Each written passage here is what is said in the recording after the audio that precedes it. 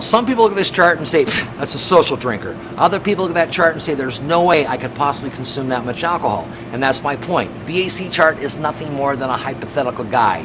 You know what you could do? If you could just post right in your entrance to your establishments, a great big poster of the BAC chart. You got scales there. Your guests walk in, they step on the scales, you walk over, look how many drinks they can have, write that number on a post-it note, slap it on their head, send them on in. Because other things will factor into the absorbency rate of alcohol that the BAC chart does not consider, such as, were they drinking before they came in? How fast are they drinking?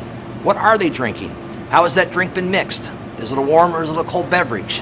Are they hungry? Are they dieting? What is their emotional state? Your emotions will change the chemistry of your body at any given point in time during the day. People are tired, depressed. They will come down with feel the effects of the alcohol faster than someone who's in a very good mood and maybe very angry. Tolerance, that's huge.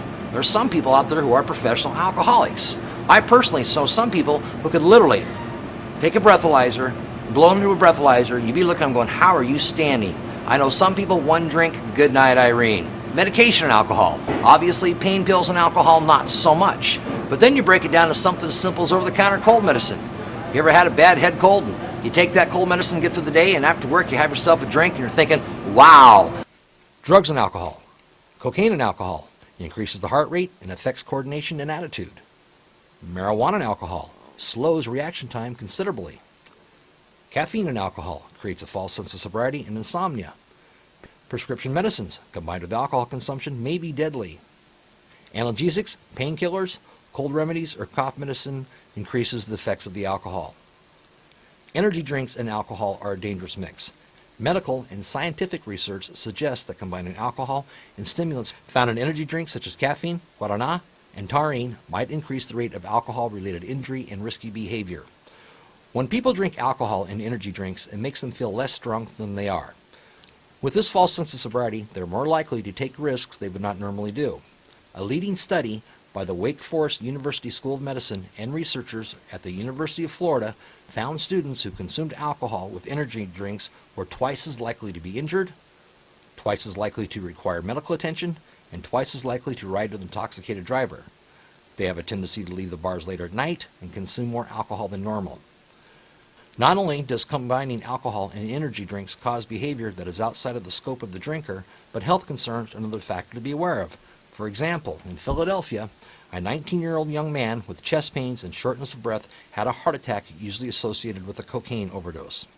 Because of this, you might want to limit the amount of cocktails you serve that are mixed with energy drinks. Amphetamines and alcohol creates forgetfulness, causing the person to take more of the drug, which can cause an overdose. Over-the-counter sleeping pills combined with alcohol can cause death.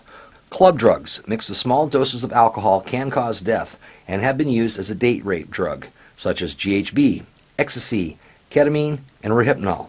These four can cause an individual to lose control of muscles, drowsiness, and loss of memory. The above four mentioned drugs have all been used as a date rape drug. Be aware that drink tampering does occur. The drugs are slipped into drinks when the target individual is distracted or leaves a drink unintended. The drugs may cause deep sedation, respiratory distress, blackouts, forgetfulness, and make sexual assault more likely. There is no unusual taste or look to a drink contaminated by any of these drugs. Drug manufacturers have responded to this by making Rohypnol turn blue when placed in drinks. GHB turns drinks cloudy. However, these drugs can be obtained off the regular market with the old formulations. Be aware of any suspicious activities when someone might have placed a drug in an unintended drink or in a drink when someone else is distracted. If you suspect drink tampering, remove the tampered drink with the pretext of bringing a fresh drink, alert management, and offer assistance. Also, you need to be aware of those with disabilities or those who have an illness. An illness or disability can be mistaken for intoxication. It can be very embarrassing to both parties. Examples of this could be someone who had a stroke, diabetics, they've had an injury of some kind, a surgery, cerebral palsy, multiple sclerosis. Even a head cold can cause people to come across as being intoxicated. Look for medical alert jewelry, as some who have possible life-threatening problems need to wear the jewelry to alert medical professionals. Alcohol poisoning. Alcohol depresses nerves that control involuntary actions such as breathing and the gag reflex, which prevents choking. A fatal dose of alcohol will eventually stop these functions. It is common for someone who consumed excessive alcohol to vomit. Since alcohol is an irritant to the stomach, there is also the danger of choking on vomit, which could cause death by asphyxiation in a person who is not conscious because of intoxication. Here are the signs and symptoms of alcohol poisoning. Mental confusion, stupor, coma, or the person cannot be roused.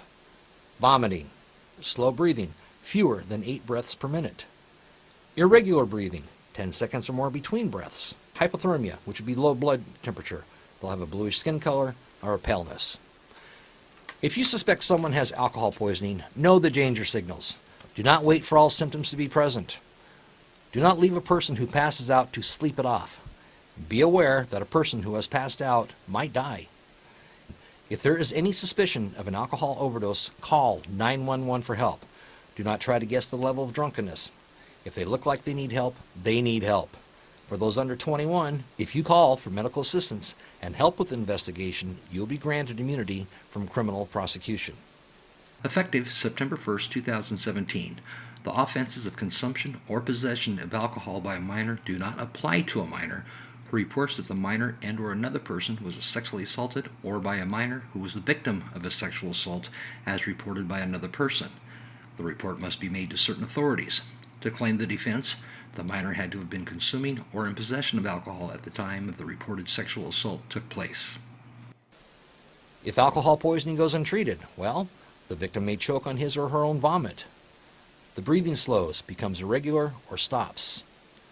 Heart beats irregularly or stops. The hypothermia may occur. Hypoglycemia, too little blood sugar, leads to seizures. Untreated severe dehydration from vomiting can cause seizures, permanent brain damage, or death. Note, binge drinking, the consumption of 5 or more drinks in a row by men or 4 or more drinks in a row by women within a 2-hour period, is especially dangerous because the victim can ingest a fatal dose of alcohol before becoming unconscious. What you as a server want to do, you want to slow up how fast the alcohol can actually absorb into that person's bloodstream. There's 3 ways you can actively participate in this. One is with time. You simply pace your service.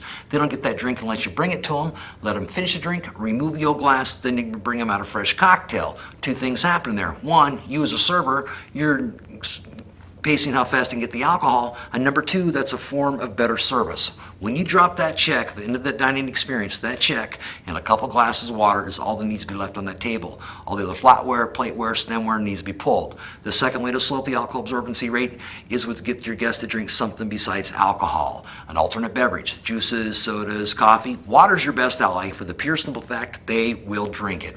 Have you ever noticed when somebody begins to get intoxicated, they'll drink faster? Well, it's because they're dehydrated. They want a fluid. Give them water, they will drink that water. Remind them, you'll feel better tomorrow. It's a trick. And the third, and one of the most effective ways to slow up the alcohol absorbency rate, is with food. When you get people to eat food when they're consuming alcohol, 3 really good things are going to happen. 1, you as a server, you're going to increase your check average, which is going to increase your what? That's right, your tip. Number 2, it's good for your working out, your selling product. And number 3, it will keep that person sober longer by slowing up the absorbency rate.